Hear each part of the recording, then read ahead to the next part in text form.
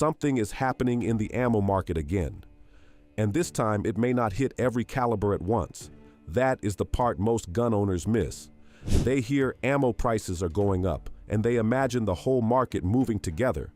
But that is not how ammunition pricing works. Some calibers stay stable for months, while others start climbing quietly. Some remain cheap because supply is strong. Others get expensive because they are sitting right at the pressure point between civilian demand, law enforcement use, military contracts, seasonal buying, and component costs. And right now, that pressure is starting to build around some of the most popular calibers in America, not because shelves are empty, not because the market has collapsed, but because the cheapest inventory from the last cycle may already be working its way out, and the next wave could cost more. Why popular calibers feel pressure? First, the first thing to understand is simple. Popular calibers are popular for a reason. They are used constantly, they move fast, they are bought by casual shooters, serious trainers, competitors, hunters, concealed carriers, law enforcement agencies, and people who just want to stay prepared. That makes them strong sellers, but it also makes them vulnerable. When production costs rise, manufacturers usually pass those increases into the highest volume categories first because that is where the market moves the most product. Target Sports USA reported that several major ammunition brands under the Kinetic Group, including Federal, CCI, Remington, Blazer, Speer, Fiocchi, Heavy Shot, and B&P, had price increases scheduled in 2026 after earlier increases in late 2025. That matters because these are not obscure brands. These are brands that sit directly inside the mainstream ammunition market. So when their pricing moves, the effect does not stay hidden for long. 9mm could get hit again.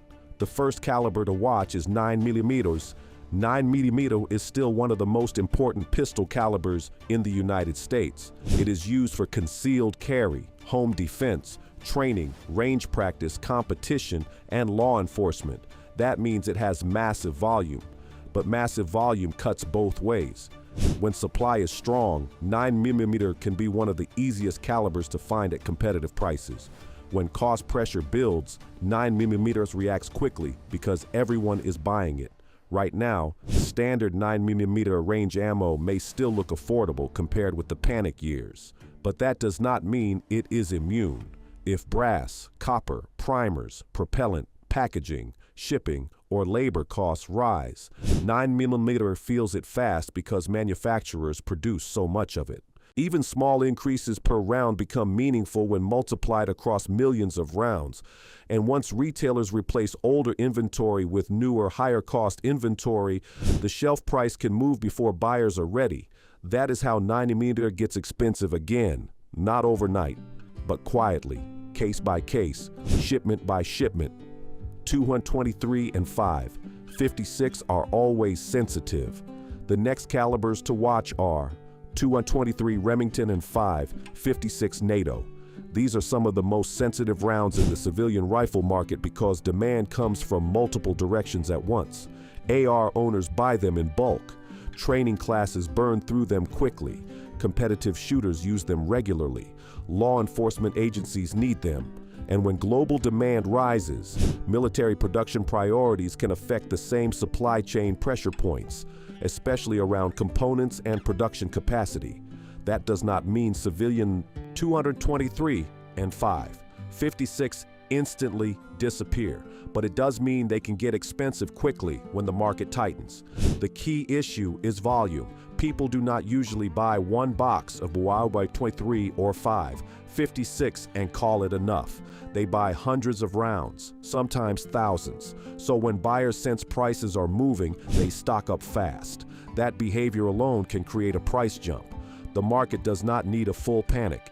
It only needs enough buyers deciding at the same time that they should grab extra before prices climb further. 308 Winchester could feel precision demand. 308 Winchester is another caliber that could get expensive again, but for a slightly different reason. It is not just a high-volume recreational round. It also lives in the hunting, precision, and long-range world. That means buyers often care about specific loads. A 308 shooter may not want just any box on the shelf. They may want a particular bullet weight, a particular brand, a particular match load, or a particular hunting round they already trust. That kind of demand is sticky. People do not substitute as easily. So when a specific .308 load becomes harder to find or gets more expensive, buyers often pay the higher price because they want consistency. That is especially true heading toward hunting season. Seasonal demand can put extra pressure on hunting and rifle calibers, and once stores start seeing movement in certain loads, discounts disappear quickly.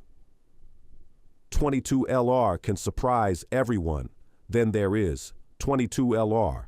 This is the one many gun owners underestimate. Because 22 LR is small, common, and usually affordable, people assume it is safe from major price movement. But history has shown the opposite.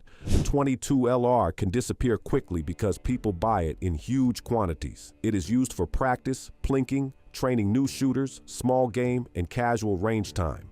When buyers decide to stock up, they do not buy one small box.